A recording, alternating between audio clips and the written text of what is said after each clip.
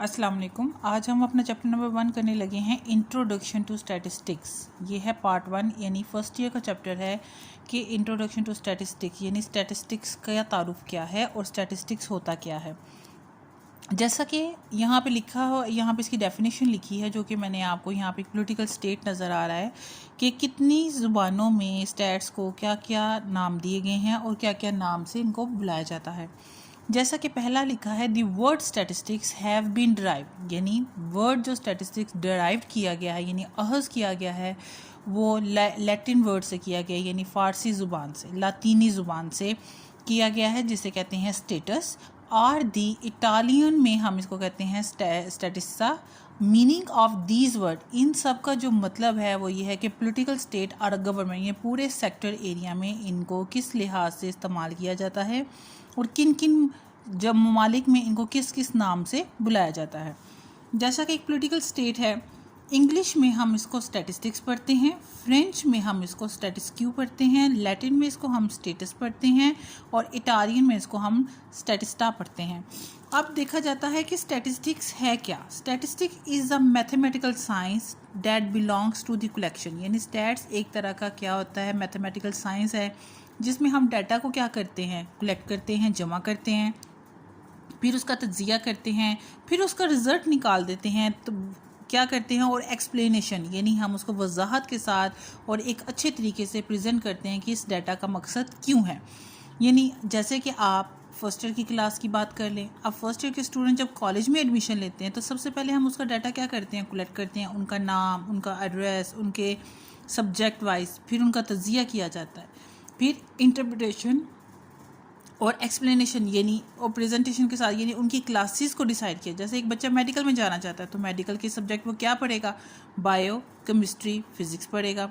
ICS का student जो होगा उसके पास 3 ऑप्शन होंगे, या तो वो मैथ और कंप्यूटर के साथ स्टैट्स पढ़ सकता है, मैथ और कंप्यूटर के साथ फिजिक्स पढ़ सकता है, या मैथ और कंप्यूटर के साथ वो इकोनॉमिक्स पढ़ सकता है। तो उस लिहाज से हम डाटा को एक्सप्लेन करेंगे और प्रेजेंटेशन करेंगे उसकी।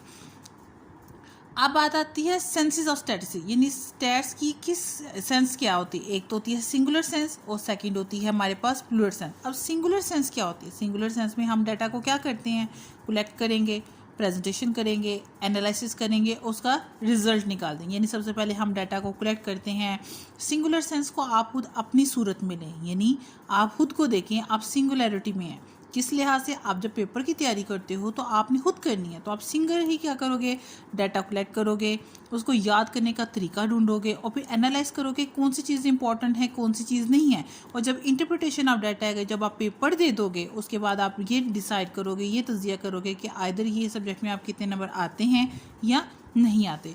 अब बात की जाती है प्लूरल सेंस। प्लूरल सेंस का मतलब होता है जमा की सूरत में, जिसमें एक या एक से ज़्यादा लोगों को क्या किया जाता है, जमा किया। जैसे collection for some definite purpose, किसी खास मकसद के लिए किसी चीज़ को किसी फील्ड में जमा करना क्या कहलाता है, प्लूरल सेंस कहलाता है। जैसे age of students, ages of students यानी स्टूडेंट्स की सारी एजेस कितनी हो सकती हैं, या फ्रूट्स की प्राइसेस मुख्तलिफ भी हो सकती हैं।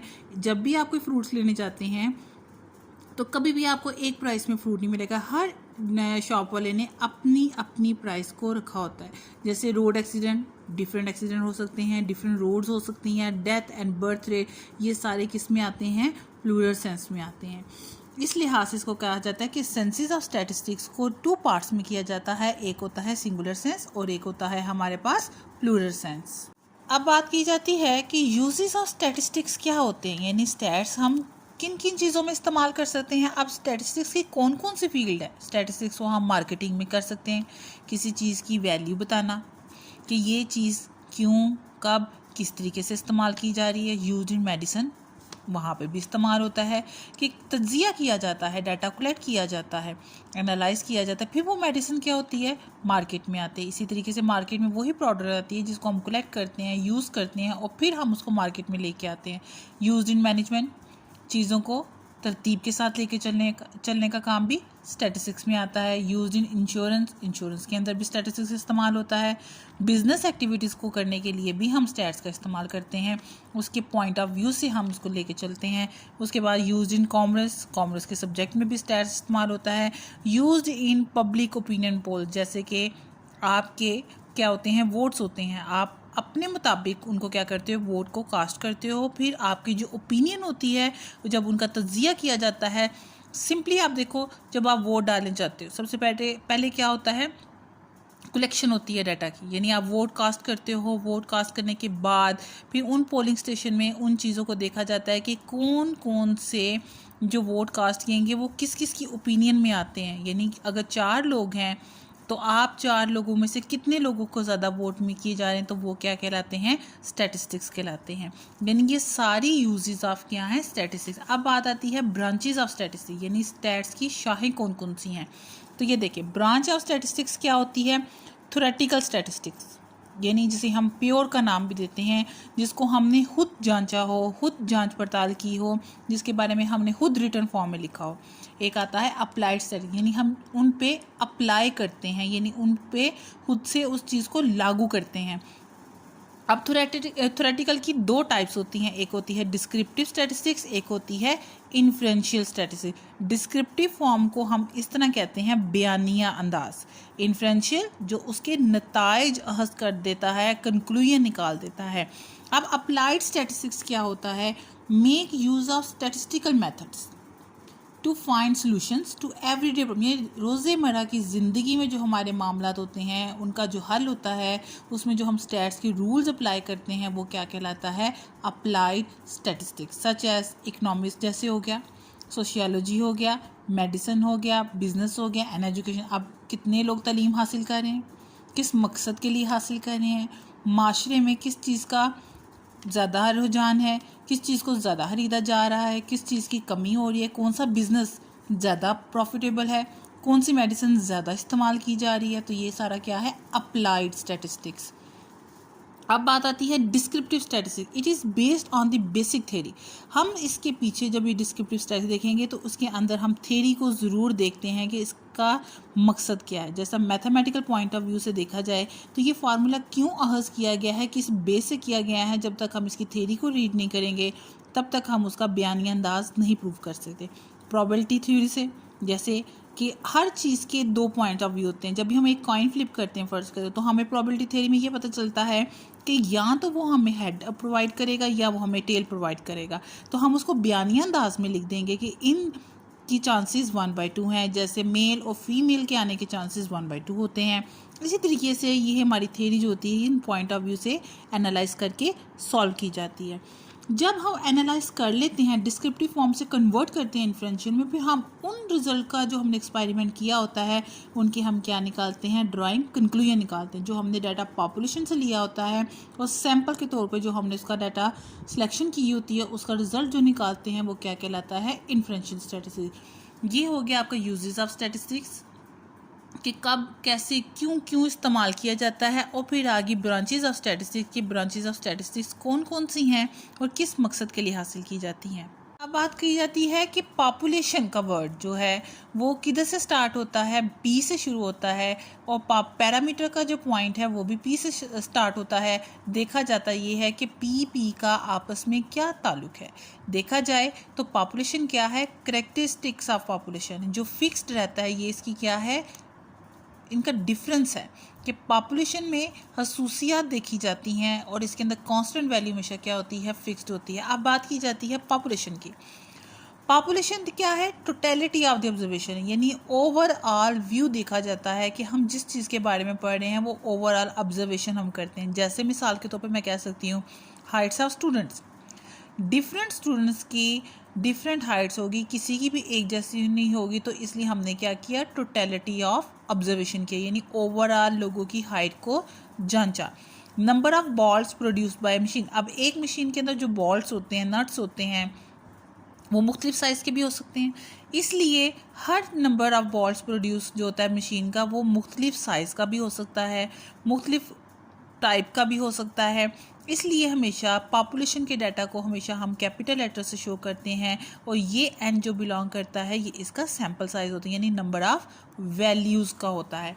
अब बात आती है इस पी की कि पैरामीटर्स का ताल्लुक अगर पी से है तो पैरामीटर बिलोंग्स टू पॉपुलेशन होता है, और पॉपुलेशन बिलोंग्स टू पैरामीटर। इसलिए कहते हैं कि इन दोनों की डेफिनेशन का आपस में इस तरह कनेक्शन है कि जब भी हम कोई न्यूमेरिकल वैल्यू लेते हैं तो उसका ताल्लुक कहाँ से होता है, population. Any numerical value calculated जो हम हल करते हैं वो पॉपुलेशन से ली जाती है, इसलिए हम इसको क्या कहते हैं, पैरामीटर और पॉपुलेशन पैरामीटर, क्योंकि इसका ताल्लुक पॉपुलेशन से होता है।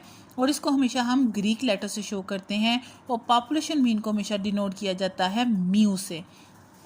अब इसी तरीके से बात आती है कि सैम्पल बिगिंस विद एस, जैसे सैम्पल का ताल्लुक स्टैटिस्टिक्स से है। अब मेजर डिफरेंस ये है कि अक्सर बच्चे क्या करते हैं, स्टैटिस्टिक्स और स्टैटिस्टिक की डेफिनेशन को मर्ज कर देते हैं। सोचने वाली बात है, उसके लिए ये रूल लागू हुआ है कि सैम्पल का ताल्लुक जो है वो स्टैटिस्टिक से है, टिक से है, स्टिक से नहीं है। यानी इसके आगे अगर ऐसे लगा दिया जाए तो वो स्टैटिस्टिक्स की डेफिनेशन बन जाती है। लेकिन स्टैटिस्टिक क्या होता है, इसका ताल्लुक होता है कोई भी न्यूमेरिकल वैल्यू जिसका ताल्लुक हम कैसे लिया जाता है, फ्रॉम सैम्पल से लिया जाता है, तो वो क्या कहलाता है, स्टैटिस्टिक्स। जबकि स्टैटिस्टिक्स जो होती है वो आपके डाटा का क्या होता है, कलेक्शन होती है, एनालाइज होती है, समराइज होती है और interpretation of the numerical data होती है। और इसकी कैरेक्टरिस्टिक या डिफरेंस क्या है कि इसके कैरेक्टरिस्टिक में सैम्पल होता है और इसका वेरिएबल होता है, यानी सैम्पल टू सैम्पल चेंज होता रहता है। लेकिन पॉपुलेशन हमेशा क्या रहता है, कांस्टेंट रहता है, फिक्स्ड रहता है। इसलिए कहा जाता है कि सैम्पल की डेफिनेशन क्या है, सैम्पल जो है एक छोटा सा representative part of the population.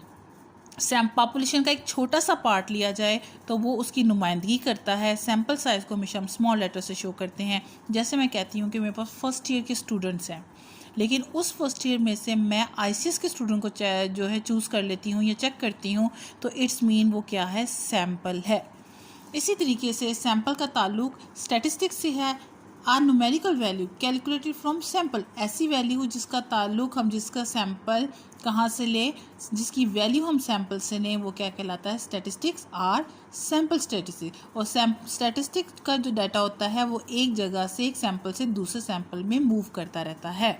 जी, अब हम अपने लास्ट टॉपिक की तरफ जा रहे हैं, जो फर्स्ट चैप्टर का लास्ट टॉपिक है, जो है वेरिएबल। वेरिएबल क्या होता है, तगय्युर होता है, उर्दू में इसका मानी तगय्युर हैं।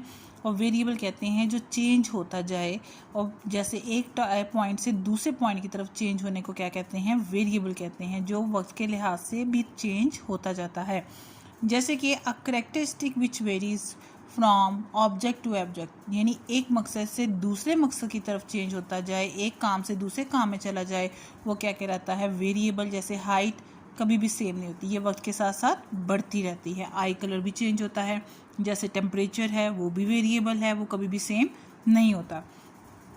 अब बात की जा रही है वेरिएबल। आगे से वेरिएबल की दो टाइप्स हैं, एक है क्वालिटेटिव और एक है क्वांटिटेटिव। क्वालिटेटिव जो वर्ड है वो क्वालिटी से निकला है, जिसको हम दूसरा नाम क्या देते हैं, एट्रीब्यूट और कैटेगोरिकल। अगर इन तीनों नामों से अगर आपको ये डेफिनेशन आए तो आप ये वाली डेफिनेशन लिखेंगे, अ variable characteristic which can not be expressed, यानी क्वालिटी को हम कभी भी शो नहीं कर सकते। ठीक है, जैसे आपका आई कलर हो गया, जैसे कि आपका जेंडर हो गया। ठीक है, आप लोग भी क्वालिटी को, खूबी को कभी भी डिस्प्ले नहीं कर सकते। जैसे कि वो बहुत अच्छा है या वो बहुत अच्छी है, उसकी अच्छाई को आप एक्सप्रेस नहीं कर सकते, सिर्फ क्या कर सकते हैं, बयान कर सकते हैं, मेजरमेंट कर सकते हैं। तो वो चीज़ क्या होती है, qualitative data. A variable characteristic which can not be expressed using some unit of measurement. For example जैसे आई कलर हो गया, जेंडर हो गया, इस तरह की क्वालिटेटिव वैल्यूज़ हैं जिनको हम क्या कहते हैं, खूबियों के लिहाज से देखते हैं। अब बात आती है क्वांटिटेटिव। क्वांटिटेटिव की दो टाइप्स हैं, एक है कंटिन्यूस और एक है डिस्क्रीट। कंटिन्यूस देखा जाए तो ये एक इंटरवल है, एक ऐसी वैल्यू है जो जारी रहती है, यानी चलती रहती है। अब वेरिएबल जो कंटिन्यूस डाटा क्या है, वेरिएबल जो तब्दील होता रहता है, which can assume each and every value, जिसको हम हर वैल्यू के साथ अज्यूम कर सकते हैं कि अब वैल्यू ये है तो अगली वैल्यू से क्या होगी। इन अ गिवन इंटरवल, एक रेंज होती है इसकी। जैसे हाइट है वो कभी भी कांस्टेंट नहीं होती, ये बढ़ती रहती है। जैसे वेट है वो भी इंक्रीज होता रहता है, डिक्रीज भी होता रहता है। ब्लड प्रेशर है वो हाई भी होता है, लो भी, इनस्टेबल नहीं होता। अब जैसे कि हम कह सकते हैं कि कंटिन्यूस डाटा मोस्टली हमें तब हासिल होता है जब हमने किसी की मेजरिंग करनी हो, या किसी की वेइंग करनी हो, यानी मेजरिंग यानी पैमाइश करनी हो या वज़न करना हो, तब हम इसके लिए कंटिन्यूस डाटा होता है, क्योंकि ये मुसलसल चेंज होता जाता है। अब बात आती है डिस्क्रीट। अगर शॉर्ट फॉर्म में देखा जाए तो डिस्क्रीट का मतलब होता है ऐसा डाटा जिसको हम गिन सकते हैं। अब variable that takes countable number of value, ऐसा डाटा जिसको हम गिन सकते हैं वो क्या कहलाता है? Discrete variable. मिसाल के तौर पर जैसे number of children a family, एक फैमिली में कितने बच्चे हैं हम उसको गिन सकते हैं। गली के अंदर कितने मकान हैं हम उसको भी गिन सकते हैं। मोस्टली ये ज़्यादातर कब इस्तेमाल होता है? जब हमने किसी चीज़ की तादाद मालूम करनी हो, यानी उसकी गिनती करनी हो। अब देखा जाए तो क्वांटिटेटिव जो वर्ड है ये कहाँ से आया है? क्वांटिटेटिव वर्ड जो है वो क्वांटिटी से निकला है, यानी मिकदार से।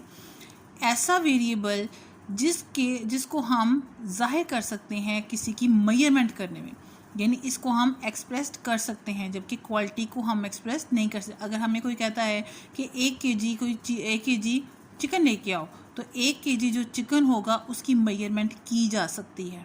अब वो मुर्गी की क्या खसूसियात हैं उसको आप मेजर नहीं कर सकते। इसी तरीके से कहा जा सकता है कि जैसे कि मैंने आपको कहा है कि उसके अंदर वो एक अच्छा लड़का है।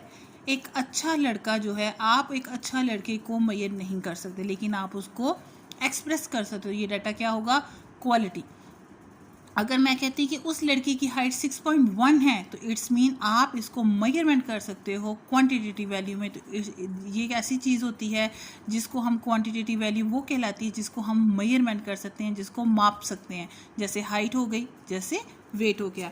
अब बात की जाती है कांस्टेंट वैल्यू की। कांस्टेंट क्या होता है? कांस्टेंट ऐसी वैल्यू होती है जो कभी भी तब्दील नहीं होती। A characteristics which does not very from object, जो कभी भी एक जगह से दूसरी जगह मुंतकिल ना हो, वो क्या कहलाता है? कांस्टेंट।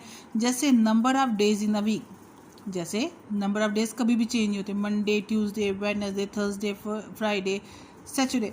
कभी ऐसा नहीं हुआ कि ट्यूसडे पहले आ जाए मंडे बाद। तो ये क्या है? कांस्टेंट। और जैसे पाई की वैल्यू है वो 22/7 है, ये कभी भी चेंज नहीं होती।